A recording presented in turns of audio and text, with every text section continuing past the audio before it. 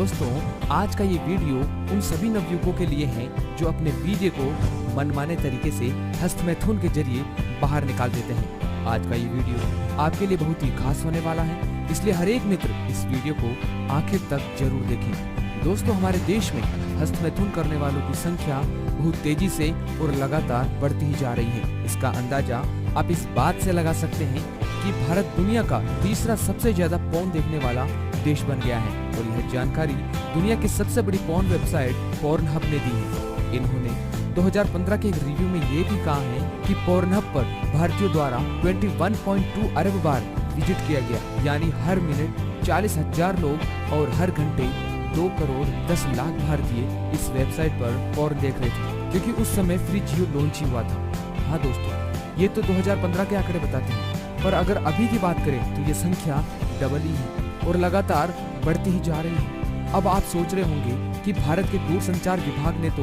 Porn website को block करने का आदेश दिया है और करीब 827 पॉर्न वेबसाइट को ब्लॉक किया है। तो दोस्तों, 2015 में भी इन पॉर्न वेबसाइटों पर रोक लगा था, लेकिन इसके कुछ वक्त बाद ही तमाम तरह की नई वेबसाइटें हमारे इंटरनेट के मायाजाल में उपलब्ध हो गई और लोग फिर से इनका इस्तेमाल करने लगे। दोस्तों, वीर्य की हो रही इस बर्बादी को रोकने के लिए कुछ तो करना ही होगा। अगर समय रहते इसकी महत्वता हमने नहीं जानी तो हमारी जिंदगी हम पर ही एक बोझ बन जाएगी और व्यक्ति अपने दैनिक जीवन में कुछ नहीं कर पाएगा, क्योंकि उसकी मानसिक शक्ति कमजोर हो जाएगी। और अगर ऐसा हुआ तो देश में न कोई भगत सिंह जैसा पैदा होगा, न उधम सिंह जैसा, न विवेकानंद, न दयानंद जैसा, क्योंकि हमारा ये देश संतों का देश रहा है, क्रांतिकारियों का देश रहा है। राजीव दीक्षित जी के अनुसार ये मायाजाल विदेशी कंपनी द्वारा जानबूझकर फैलाया गया था।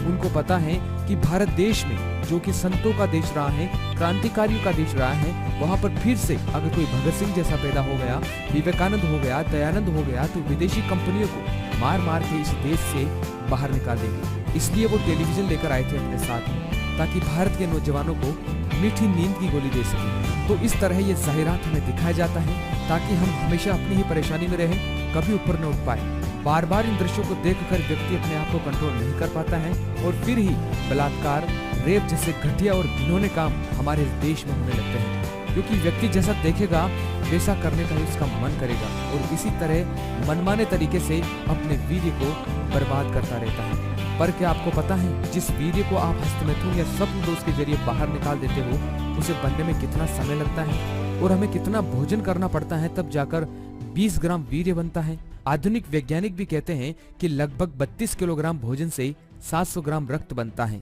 और 700 ग्राम रक्त से लगभग 20 ग्राम वीर्य हेल्दी सेमर बनता है, बशर्ते कि अगर शरीर स्वस्थ हो तो। प्रसिद्ध चिकित्सक डॉक्टर कैला का कहना है कि मेरी सम्मति में मानव समाज को प्लेग, चेचक तथा इस प्रकार की अन्य व्याधियों एवं युद्ध से इतनी हानि नहीं पहुंचती जितनी हस्तमैथुन तथा इस प्रकार के अन्य घृणित महापातकों से पहुंचती है। कम उम्र में टीवी पर बताए गए असली दृश्यों को देखकर बच्चों का ध्यान काम वासना की तरफ जाता है, जिससे बच्चे काम क्रीड़ा में लग जाते हैं। ज्यादातर रिसर्च में यह बताया गया है कि बच्चे हस्तमैथुन में ज्यादा और जल्द लग जाते हैं, क्योंकि इस क्रिया में किसी और की आवश्यकता नहीं होती। बच्चे अपने हाथों से ही अपने लिंग का प्रयोग करके वीर्यपात करते हैं और यह उनकी आदत बन जाती है। स्टडीज में यह पता चला है कि कुछ बच्चे बहुत कम उम्र 13 से 16 साल में ही दिन में करीब 3 बार तक हस्तमैथुन करते हैं। दोस्तों, हस्तमैथुन नौजवानों की नस्ल को बर्बाद कर देता है, उनकी शारीरिक एवं मानसिक शक्ति वीर्यपात के जरिए खत्म कर देता है। वह एक जिंदा लाश बनकर रह जाते हैं। इसी वजह से घर में नौजवान ज्यादा भारी शारीरिक और मानसिक काम करने में असमर्थ हो जाते हैं। वह अपनी शादीशुदा जिंदगी में भी पत्नी को खुश नहीं रख सकते। इस वजह से घर में हरदम तनाव बना रहता है।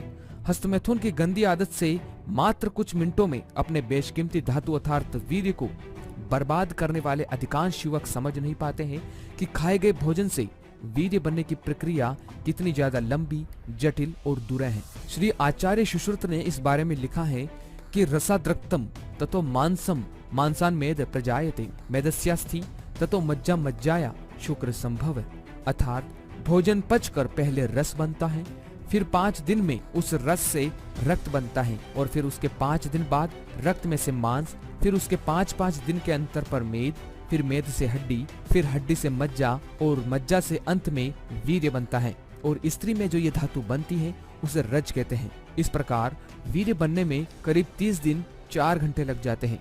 दोस्तों वीर्य की मनमाने तरीके से बर्बादी करने वालों को समझना चाहिए कि आखिर ब्रह्मचर्य का वास्तविक अर्थ है क्या।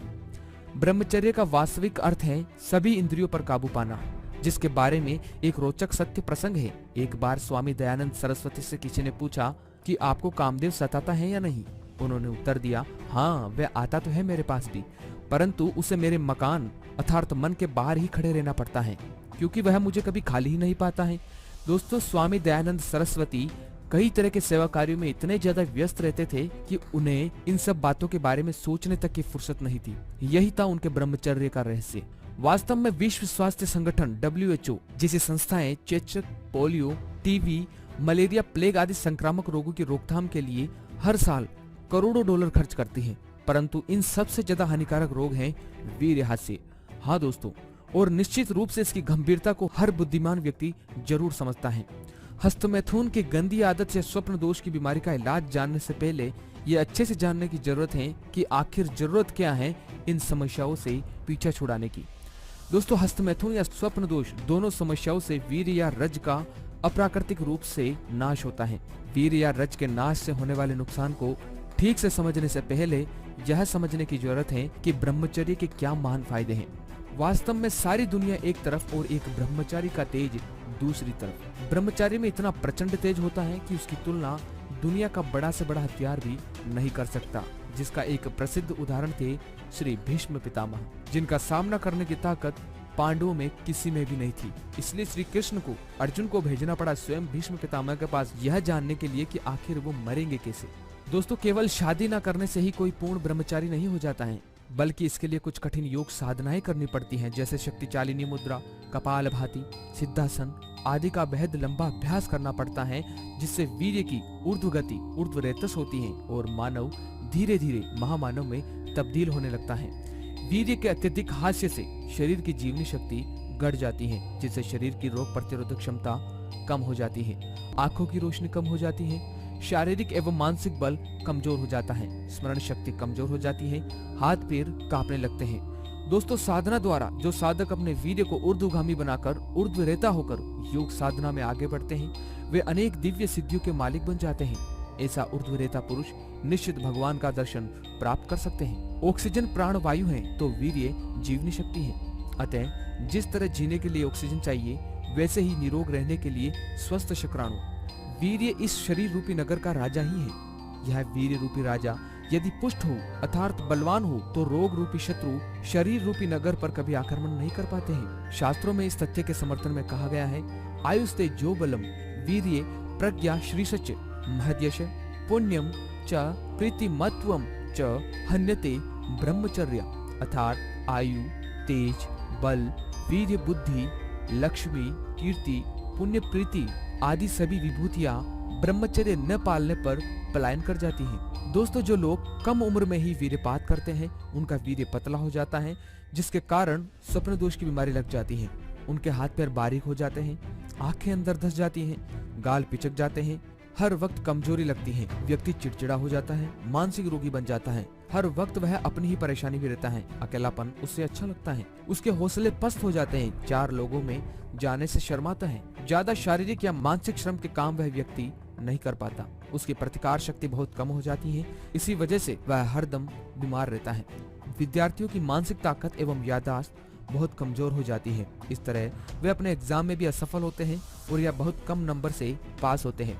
उनके बाल वक्त के पहले ही सफेद हो जाते हैं और झड़ने लगते हैं, आंखें वक्त के पहले ही कमजोर हो जाती हैं, शरीर में खून कम हो जाता है, पाचन क्रिया कमजोर हो जाती है, खाना कम चलता है, हमेशा गैस अपचन की तकलीफ रहती है, थोड़े से काम से ही व्यक्ति बहुत थक जाता है, हर वक्त कमर में दर्द और शरीर में थकावट रहती है। ऐसे ही व्यक्ति की शादीशुदा जिंदगी भी कुछ खास अच्छी नहीं रहती। उस व्यक्ति की सोच हर वक्त कामुक और गंदी रहती है, वह हर लड़की की तरफ कामुक विचारों से सोचता है, उसकी जिंदगी दुनिया में ही नरक बन जाती है। ऐसे ही कितने हंसते खेलते घर इस बुरी आदत से उजड़ जाते हैं।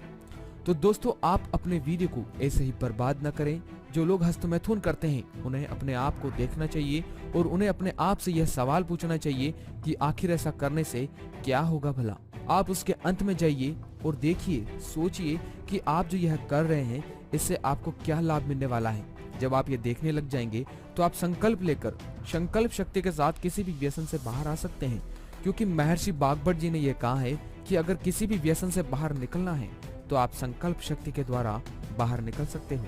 दोस्तों, हम आपसे विनती करते हैं कि यह मनहूस और गंदा काम छोड़ दे जो आपको बर्बाद कर देगा। अगर आप इसे छोड़ने में असमर्थ हैं तो आप हमें वीडियो के नीचे कमेंट करिए। हम इस व्यसन को छुड़ाने में आपकी पूरी मदद करेंगे। हम आपके लिए इस विषय पर एक और वीडियो बनाएंगे जिसमें हम इस व्यसन को छुड़ाने के बारे में विस्तार से बात करेंगे।